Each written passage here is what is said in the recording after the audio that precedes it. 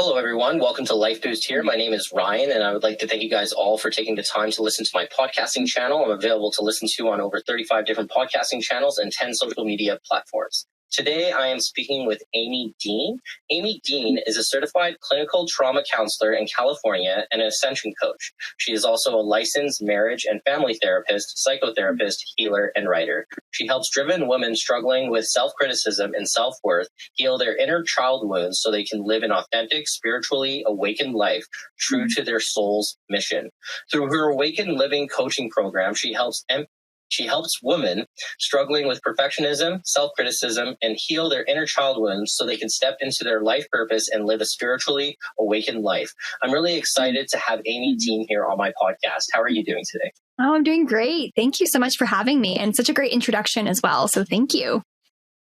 Oh, no problem at all. I really want to try to share the world and try to share awareness about you because of what you offer and what you bring towards helping people and try to bring impact in a positive way. I'm really excited to have the privilege of speaking to you about inner child healing, spiritual awakening, meditation and mindfulness, and much more. I'm really excited to be speaking with you. Yes, me as well. Thank you. I appreciate it. Yeah, no problem. So we're going to start off with your childhood, and we're going to start off about yourself. So can you just tell us a bit about yourself? Absolutely. So let's see where to begin here. So maybe I can start off with, I've always been a very highly sensitive child. I've always been empathic and just really kind of struggled with a lot of anxiety growing up as well, and didn't really know what was happening or why I was going through that, but recognized over time that it was because of my highly sensitive nature. And I just was, a little different from other people I knew. And from there, I started discovering a spirituality within myself. So first, I did grow up Christian, and my mom was, a very devoted Christian and wanted to make sure that I spent a lot of time in the church. And so I did everything that I was supposed to do. But of course, my teenage self rebelled against it. And I felt, there's got to be more to life than this. And I had so many questions and so many things that I was trying to understand. And it wasn't until I was probably, in my kind of late teens where I started to discover there were other ways of looking at spirituality. There were other ways of understanding who I am and to get a better idea of what life is really about. Because I had these big questions at a really young age, like, why am I here? What's the purpose of life? And what am I supposed to be doing? And it was interesting because at a very young age, I knew I was going to be a teacher. But I thought I was going to be a teacher in a classroom, right? And so that was my guess at the time. And I just, decided I was going to, jump into a deeper form of spirituality for myself. I didn't know what to call it. And I just, started looking at different books. I followed Neil Donald Walsh for a while and his Conversations with Guidebook. And that really opened things up for me. Eckhart Tolle, of course, opened things up for me. So I had a lot of amazing teachers in that way. And it helped me to understand that there were other ways of viewing life and viewing my own spirituality. And I felt like I was coming home to myself and felt like I could be more authentic. And from there, I realized this is what life's all about. This is exactly what I need to dive further into. And from there, that's, I don't want to go too far into it, of course, before you get to some good questions here, but I'll just tell you that was where, I would say maybe like when I was 19, 20 years old is when I had my first spiritual awakening experience and discovered that, that life isn't really what I thought it was. So yeah. We'll go from there. Very interesting. You want to tell me what happened next with that spiritual awakening? Absolutely. So when I was about 19, 20, I was sitting at home. And I had a challenging situation with at the time, it was my ex-boyfriend. And I was about to move, I thought I was about to move to live with him. And I thought, okay, this is what I'm doing. And then I got this text message that he was breaking up with me. We had been together for years and years and years. So this was not a quick thing, where we'd just been dating a few months. And I thought, oh my gosh, what am I going to do here? So I had, of course, this natural feeling of, just crying and feeling completely, just distraught around it. And my whole life I was planning for him and for this move. And I just, I got into the car and I started driving. I didn't know where I was going to go. I was living in rural Maryland at the time, and I was in the middle of nowhere, cornfields everywhere. I had no idea what to do. And then it starts raining. And so I pull over because I'm just too upset to be driving. And then I just have this, it's interesting. I just started to just sit with my feelings, sit with what was coming up for me. I was watching the rain pour down over the windshield, and I just had this moment of, you know what? I'm not actually limited in this way. And I had this feeling that life is a dream in a way. It was like life is dreamlike. And why am I giving, so much attention to this? It was really interesting. It was hard to put into words because it was more of a feeling I was having in my body. And, I was going to send like a terrible text message, something, really, really nasty to him because I was so angry at the time. And instead, I sent him a text that I wanted him to be happy. And I said, I don't care what that looks like. If it's, ending up with somebody else, that is perfectly fine with me. And I couldn't describe this kind of love that I felt for him in that moment. It was so strange. It's like he just told me he was breaking up with me and a relationship was ending. And I thought maybe I was losing my mind because I felt forgiveness for him. And I had no idea where it came from, but the love was pouring over me. And I just sent him a message, I just wish you the very best. And, it's interesting because after that experience, we became really good friends later. And, he even had the conversation with me and said, what was that about? Where did that come from? That was amazing. And I've never had anybody talk to me in that way before. And it was the first opening I had to the love that I am, to the love that we all are, right? Which is always underneath the emotions that we're feeling in the moment. And from there, it, just helped me see that, wow, life is much deeper than I thought it was. And there's so much more that I need to discover about who I am, because I thought I was all these emotions and all these thoughts, but in truth, I'm actually this love, because that was more real than anything I had ever felt before in my life. So that was the first big opening for me. And I was like 19 or something like that, but it was huge. But it gave you a wake-up call to kind of realize that, that you're not the center of the world, and that you had to take that time to really identify that this wasn't a healthy relationship. Yep. And you needed to get out of there to love yourself and to love who you are. And it might have been inner child barriers that caused you to get into that situation, right? And I think that a lot of people, including myself, I still have things that cause me anger or cause me things based on what happened in my childhood, from being bullied, from being sexually assaulted. That for myself is something that has affected myself and affects how I act around people or how I associate with people, right? Of course. What are some strategies or some ways that people could deal with this inner child healing? Ooh, that's a great question. And thank you for sharing that so vulnerably as well, because I know it's not an easy topic, right? To talk about these hardships and these challenges that have led us to our inner child wounding. And often it's trauma, right? And trauma is just worldwide. Everybody on some level has had some form of trauma, whether it's, smaller trauma or larger trauma, it doesn't matter. It's still trauma. And so as far as healing these inner child wounds, I would say that one of the most important things we need to do is first acknowledge, right, what is coming up for us in the moment. And often it can look like a reactive experience, right? Like in my case, you can get really defensive, right? You might notice defenses coming up. It's kind of like tantrum that tends to happen, right? We're just like, getting really angry and we're about to burst. Like these are experiences of our inner child. So first is acknowledging that an inner child reaction is happening, because that does one of two things. First, it helps us to see that we are not that reaction, right? We're not that inner child that's showing up. It's only a part of us, right? That's showing up in the moment. And then it also, gives us this sense of leadership, right? We can start to make new choices from that place and decide how we want to, if we want to step into our higher self and make a choice from love, right? Or if we want to, continue on that same path as what the inner child wound is showing up as. So so I would say that that's the first thing. Let's acknowledge, right, what's coming up. Let's call it. Let's name it what it is. And then another really important step in healing these wounds is self-compassion. And this is, not just one time practicing when you're going through a tough time, but it's every moment when things are tough. It's every moment when the inner child is active. right? To just place your hand on your heart and to just send yourself love, because it's often those moments we need love the most and we're least likely to give it to ourselves, right? In those situations. Very interesting, right? It's kind of good to have that understanding to realize that you need to take that time for yourself. You need to love yourself. And a lot of people are very hard on themselves to the point where they're a perfectionist or they self-criticize themselves. I'm a very big person when it comes to that, right? Like if I'm not good at something, I'll freak out and I'll be like, why am I not good enough? Why did I not get the job? Why is this happening to me? I'm perfect. Like, why is this happening to me? Right. Right. And it's by you changing that mindset and understanding that self-love needs to happen first, and understanding that there needs to be growth within that in order to succeed within your dreams or your goals, right? Exactly. So why do people tend to have a perfectionist like persona or self-criticize themselves?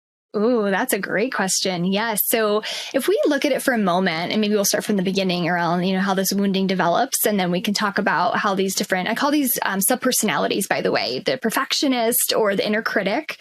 And this inner child is, and I kind of frame it as in the inner child is like in your heart all the time, but there's a castle of your heart and there's walls around this castle, and this, inner child is like in the center of this castle, right? So it's hard to get to, and sometimes it's a little hard, or we feel ashamed too that we're having those emotions and these feelings, and so it's really hard to get there with the self-love. So to start with, as we're growing up, we're constantly, as you mentioned, bullying, right? Or sexual assault and things like that. We're taking in these experiences and they are becoming one with our body. They're becoming one with our experience. And so what's happening is it's accumulative, right? So over time, it's just adding up. It's adding up. It's adding up. I know, great book, on the topic is The Body Keeps the Score. And this is, a classic trauma book that helps us understand this. And so what happens is that your inner child is consistently crying out for love and attention throughout this, right? It's wanting that, it's wanting it from others, to be quite honest, because that's what it's always expected. So when others aren't doing what they're supposed to be doing, there's a lot of blame or anger towards them. And we hardly ever look towards ourselves and say, well, I'm going to give myself what somebody else can't give me in this moment. So that is a challenge for that inner child part to start to make that shift. But in the process, this inner child's looking outward, right? Trying to figure out who's going to give me this love that I didn't get. Or they might, that inner child might be completely just disappointed, scared that it will never happen as well. And so this is all happening in the background. So if you can imagine, this makes us really vulnerable, right? I mean, if we are going through our lives in this way, we're really vulnerable to more hurt, to more pain. So what happens is these other subpersonalities develop. These perfectionists, this self-critical part of us, and so many others, right? I call these other parts, like planner parts, achiever parts, parts of us that are trying to keep life under control. And because of that, right, it's trying to keep this inner child wounding from coming up in our everyday life, and it will do anything to make that happen. So a perfectionist wants to make sure you never do anything wrong so that you don't have to feel the pain of the past that wound carries around being a failure or not being enough, right? And so an inner critic is trying to protecting the inner child, or trying to protect the inner child too from this. And that one is kind of like berating that inner child, so to speak, right? And usually it's learned that from someone else, right? That this is how we make things happen. If we're mean to ourselves, or if others are mean to us, then we do what we're supposed to do, right? It changes our behavior. So that part has learned that. And same with any other control parts, like an achiever. Well, if I do more and I try to make things happen, then I get praise and people like me and I feel less hurt and I feel less, shame in my body. So these are all very protective, and they're really great parts, honestly, like in as far as helping us to reach levels of success, helping us to, make progress in certain areas of our lives. But it can be, I'm sure you can imagine, detrimental to an extent when it's in an unhealthy expression, right? When we're berating ourselves all the time or expecting perfection consistently, it's really hard on our nervous system, on our heart, and, we can't sustain it in the long term. Yeah. Yeah, and it's super interesting to have that understanding that, you need to take that time for yourself to love your body, to love who you are. If there's a goal that you have to have, you got to take time away from that in order to make it grow, if that makes sense. right? Yes. So Yes. I think that's super essential where, if you're dealing with the fact that you are trying to be a perfectionist and something that you're really good at, it's important to take that step back and reassess yourself and say, hey, this is something that maybe I'm really good at, but I need to take a step back and realize that maybe if I too self-focused on this, now my emotional health is going to be damaged, my physical health is going to be damaged, and everything around me is going to get much worse, right? And every day when that happens, it keeps escalating, right? And like what you just said, right? Having the key is it is healthy to have these certain traits, but only at a certain rate, right? And I think that's super essential. And I think that was a good tip that you said, right? These things are normal, they're human. You're supposed to feel these things, right? But at the end of the day, if you're doing too much of that one thing, just like anything else, it becomes a very bad habit. Absolutely. Right? It does. And so how would somebody that is suffering within these things, such as not being able to be a leader for themselves, not being able to love who they are, having no direction or their purpose in life, right? What is a way that people can transition themselves successfully in order to make their lives better, if that makes sense? Yeah. Oh, that makes perfect sense. I would say I have this process, and maybe this will be helpful too. And this is something I'd love to give away to listeners as well. It's a spiritual awakening guidebook. And in this guidebook, there's an opportunity to track what's coming up. So as I mentioned earlier, right, acknowledgement of what's appearing for us is huge, right? We have to acknowledge. So how do we acknowledge, right? Especially when we might not know 100%, right, what's happening, and we're trying to build some awareness around it. And we need that first, because self-awareness is going to help us acknowledge, right, what's coming up within us. So there's a tracking journal within the guidebook. Helps you to look at, what are my patterns? What are some things happening for me in mind, body, and spirit that might be really challenging, that I might need to look at and be gentle with myself around, of course. And then in this guidebook, there's this opportunity to get to know your parts better, especially around these ego traps that we get into, because we tend to, get into these places of like ruminating too much, worrying too much, this anxiety that we tend to, fall into pretty frequently as well. And so we want to understand that better, so we can understand which parts of us, it's associated with. So that's, one way is to track and to get a pretty clear sense of what's happening for me in the moment, right? What is going on every day? Why is this happening? And then from there, there's this pathway back to love process that I teach. And I'd be happy to, do that with you here if you'd like. And this is I would love that. Yeah, it's a meditative technique, and it's, based on self-compassion. And it's something that I've used for myself, and my students have found it really valuable. So if you're up for it, I'd love to take you through it then right now.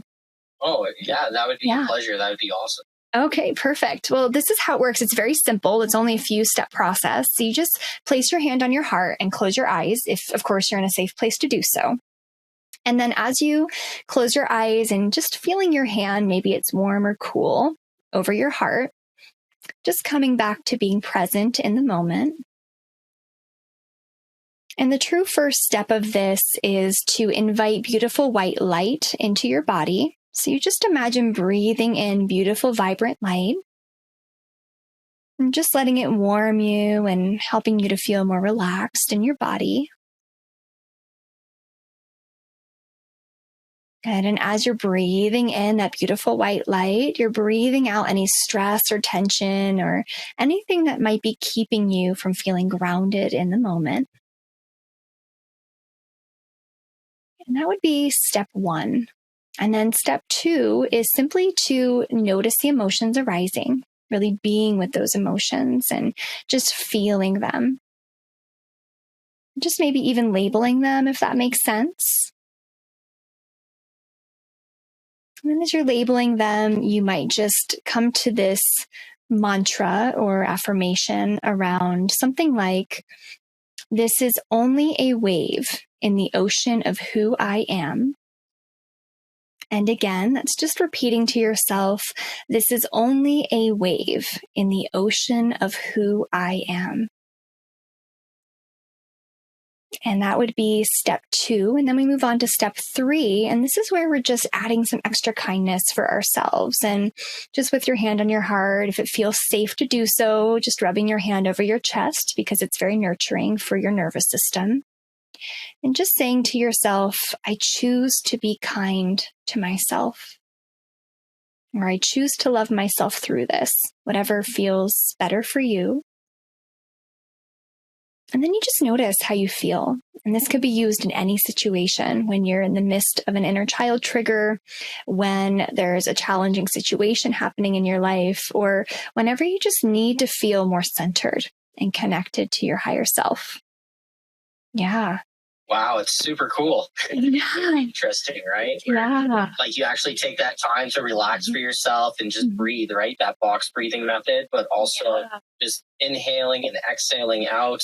And being able to like go in and just say, hey, relax. Yes, absolutely. Yes, just letting go, right? Yes. I think this is super interesting. It's a very cool tactic. And it's something that people that can use it in my job and in my career too, right? It's awesome. Very easy strategy to do. And thank you for showing that. That was really cool. Yeah, thank you. What are some other strategies that you would say that spiritual awakening, because you're kind of in this, you're kind of in that field. And so how can individuals really raise their spirituality more in a positive way, not in like Catholic way, not in a Buddhist way, but more just spirituality wise, like creating a better self for your well-being? Yeah, absolutely. And, you brought up a really good point around this, which is that, as we're talking about healing the inner child, this is about spiritual awakening. Like this is the next level of that. I teach the 6 phases of spiritual awakening, which I'd be happy to share. And that might give you an idea as to how we can move through these different phases and raise our vibration in this way. And so I'd like to think of it like we are all on a spiritual journey, no matter who we are, no matter even if we consider ourselves spiritual, but that we're all on this journey together, right? As one human family, so to speak. And so we start off, in this phase 1. And of course, these phases are not linear. However, they're just set up in a way that's most common for, some people to go through it. So we've got dream sleep, which is phase 1. Now, this is where we're on autopilot, right? And life is running us, right? It's like people who come home after a busy day and they're exhausted and they're like, oh, I can't do it again tomorrow, right? But I'm going to because I have to, kind of thing. It's like feeling like you're a human machine, right? In many ways, and just doing what you have to, right? To get by. And there's little to no awareness, right? Around your patterning, around what's happening for you, around any kind of will to make changes in your life. And that would be phase 1. Right. And these are, people we might even know, right? People who are, blaming others for their problems or haven't quite come to this understanding of their own sense of responsibility within themselves. And, it's not that there's anything wrong with them or what's happening, in their experience. It's just part of the spiritual growth, that we all have to go through. So that's just phase 1. Phase 2 is what I call the nightmare phase. And this is based on the dark night of the soul. So this is when we are feeling that existential crisis. Like, why am I here? What's going on? Like I mentioned earlier, right? I had a lot of that growing up. And there's this sense of just wrongness about life. There's a sense of feeling disconnected or wanting to isolate from others because you're not really fitting the status quo anymore, right? It's like your job doesn't fit you, your relationships don't fit you, and you're starting to question everything. So this can be an amazing awakening experience for many, right? It can really lead into a higher vibration if we're able to be gentle with ourselves and, of course, be open to whatever might happen next as we just open to our experience, because we have to write it out, so to speak, right? We have to be with it. We can't try to make it change. And then we move into phase 3, which is all about exploration. So now we're exploring our inner world. Now we're saying, I'm interested in healing. I'm interested in deepening my understanding of spirituality. A lot of people seek out meditation or yoga or any kind of energy healing in this phase. And I see a lot of counseling and also coaching clients in this phase too, because they're ready to do the work, right? They're like, I can't go back to phase 1 or 2 again. They don't want to be there. And so then we've got phase 4, which is waking up. Now, this is where you're starting to move into this awakened state. And waking up is something like understanding this sense of oneness within you that connects to everyone else, right? There's a the separation between you and other human beings are not the same anymore. It's like the gap is closing, so to speak. And in this phase, there's this, sense of altruism. There's a sense of feeling more of a vibrancy, right, within your heart and within your body, waking up and feeling a sense of joy for no reason. But it's kind of coming and going in this phase. It's not like you're feeling it all the time. It's not like every day feels that way, but you're having these kind of glimpses, right, of this awakening. And then we move into phase 5, which is just truly the awakened state, right? Awakening spiritually. And from here, this is where we are fully ourselves. We are fully seated as our higher self. So we're leading as love in our lives, right? We are choosing peace over war. We are, centered and grounded in what we're doing in the world, no matter what it is we're doing in the world, right? We're in alignment with our highest purpose. And this is just the state I think all human beings are trying to get to, whether or not they know it, right? It's like we're always looking for something and seeking it, whether external or internal. But this is what we're all aiming towards, right? On the deepest level. And then phase 6 is integration. Now we're kind of like flitting back and forth between these phases, right? So you could be in phase 3 and then you can go into phase 6 to integrate your experience. And then you can, go back to go to phase 4 as an example, because you integrated and now you're moving, up into the next phase. So integration is just creating a sense of wholeness within our experience. We've processed through what we went through. We have a greater understanding of who we really are as a result of that phase. And then we move into a more higher vibrational phase as we go through that. So, this is pretty organic, I would say, for most people. Like we don't even know we're doing it almost, right? That we're going through these experiences, and trauma can be a big determiner, right? Of whether how we move through the phases, depending on how we're, if we're trying to heal our trauma, if we're, working on it in some way. And as far as how to, raise our vibration to this level, I come back to the self-compassion, because if we can be more self-compassionate, then we can open our hearts, because our hearts that's the portal, right? That's the portal to awakening. And we can love others once we truly know how to love ourselves, because that has to happen first, right? We can't go out there. I mean, of course we can try. And I know a lot of us, do that, right? Especially helpers and empaths, wanting to help others, because it's very a kind thing to do. But first and foremost, right, we have to look at ourselves. And so that helps us raise our vibration in addition to regular meditation practice. I would say every day, timing doesn't matter as much as it is about the sense of connection that you're feeling to your heart, the sense of groundedness that you're feeling in your sessions. It could be 5 minutes, if that's all it takes for you, just to sit in nature, for example, and just look around and be in your experience, and that's perfect. Or it could be, a walking meditation. It could be a sitting meditation where you just listen to the sounds and the space beneath the sounds. So there's so many ways of doing it. And I don't think there's one right way to raise your vibration. I feel like there's several, but I would say that the toolbox here, right, of tools that really are important is self-compassion and meditation for sure.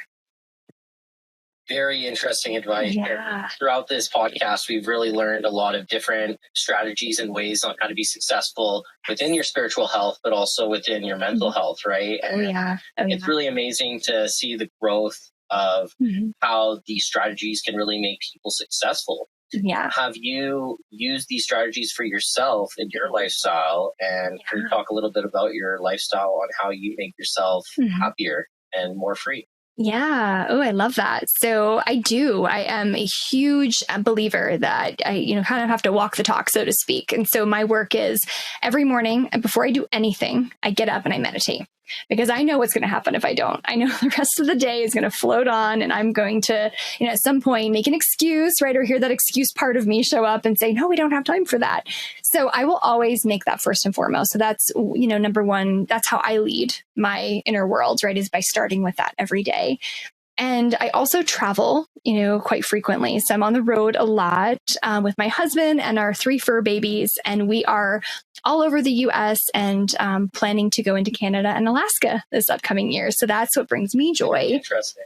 Yeah. And I love it. I love, honestly, nature fuels me. I don't know how to explain it. It's like as soon as I step outside and I'm, in a place where it's just pure wilderness, I'm just taken to this place within me where I feel most calm and most relaxed. And I think that it leads me back to my higher self. And then I'm more creative, which is great, and more in tune with others. So it's exciting. Yeah. What made you want to transition from owning a home, like living in a home, and you stay in one location versus you being in an RV now and you're traveling with your husband and your 3 fur babies?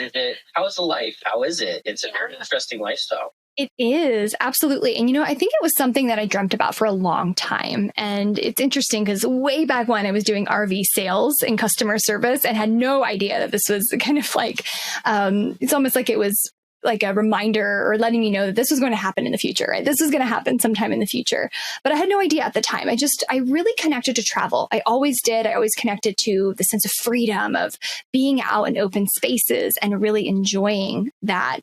And I think it was when, my husband and I decided to move to San Diego, and we had a friend and a couple other people had said, yeah, we're doing the van life thing and we're going to, try this out. And I was like, people are doing this. And I think that gave me some courage, to know that other people were doing it. And I didn't know a lot of people. I knew like 1 or 2 people at the time. And I just turned to my husband, and I'll never forget that day. And I said, why can't we do this? Let's just do it. Let's get an RV, let's move to San Diego, maybe stay there for a little while, and let's hit the road, and travel as much as we can. And he said, okay, which I love about him. He's like, yeah, let's do it. He was just all for the adventure. And of course we had to sit down and do all the practical side of things and see what does it look like and how are we going to make this happen? And then COVID hit. Like I would say maybe 6 months or so after we made our plans. And we said, okay, well, everything's going remote anyway. So maybe we can, work with this and make this a positive in our lives. And then we hit the road, and if the rest is history. It's been 1.5 years that we were on the road, and we're back in San Diego now and starting our next trip in the new year. What an incredible lifestyle. It's super cool to speak to someone that's like, yeah, I'm living in an RV. I'm traveling across the United States. I'm going to Canada soon. I'm doing everything, right? I think that's super special. And it's a lot about what you practice, right? Getting out and seeing the world and truly just doing what you love doing. And it was a really big pleasure having you on my podcast to really gain insight about who you are, but also learning insight about ways to be successful within your day-to-day life, because clearly you are living what you want to live, right? And it's really beautiful to see how you got up, you did it, you took the motivation for yourself to actually say, this is something that I want to do. I'm willing to take the certain steps and measures in place to do it. And it's really special to see you go into your transition and follow your dreams. And with your advice and with your key details, I think that a lot of people are going to be very successful because of you. And I thank you very much for coming on to my podcast to really gain insight about this, because your lifestyle and what you teach and what you do is really special. Thank you. I appreciate that. And honestly, it's such a beautiful thing to share it. It just is, it's one of those things that it's been very private for a while. It was like, we're just out in the middle of nowhere, obviously needing to find internet because we were both, working from the RV, but we were just in our own worlds, doing our own thing. And now that we've come back, we've just been wanting to share more of this with others. And this is just something that, oh gosh, it just warms my heart so much to express, because, I think hopefully it will help to just inspire people to live their dream life, right? And hopefully for all those listening, right, to know life is short, do what makes you happy, right? Do what makes you happy. I think that's a really big piece of the healing process and in raising our vibration as well. Yeah. Yeah. Living life to the fullest is the key to being happy, right? Exactly. In whatever, format that looks like, essentially, right? I think that's what it comes down to. Yeah. Yeah. Very beautiful. Once again, thank you guys so much for listening to Lyfe Boost. And I thank you, Amie Dean, for coming on to my podcast. And thank you all for listening. Thank you.